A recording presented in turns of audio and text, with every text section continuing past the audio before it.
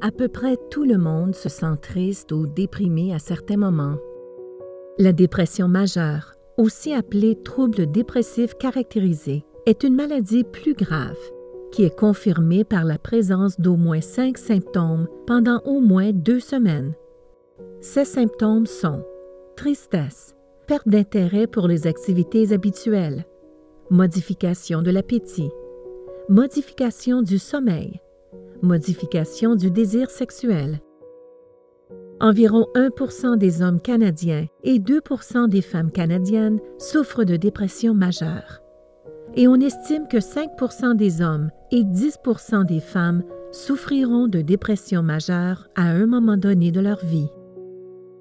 Ces taux sont assez constants ailleurs dans le monde. La dépression majeure est beaucoup plus courante que ce que la plupart des gens pensent. La dépression est souvent un problème de santé récurrent. Une personne qui a eu un épisode de dépression majeure présente un risque élevé de rechute, et ce risque de rechute augmente à chaque épisode successif.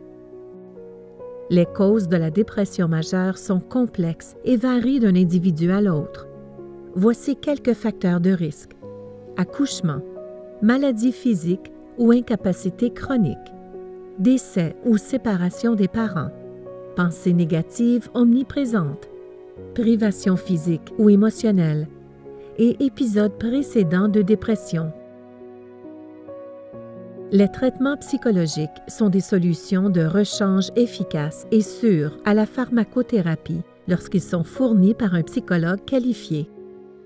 Les traitements psychologiques établis pour la dépression majeure présentent des taux de réussite similaires à ceux de la pharmacothérapie destinée au traitement de la dépression et affichent souvent des taux d'abandon significativement plus faibles et un effet plus durable. Si vous ou l'un de vos proches est aux prises avec la dépression, envisagez de consulter un psychologue. Pour en savoir plus sur la dépression et sur son traitement, téléchargez la fiche d'information à l'adresse suivante.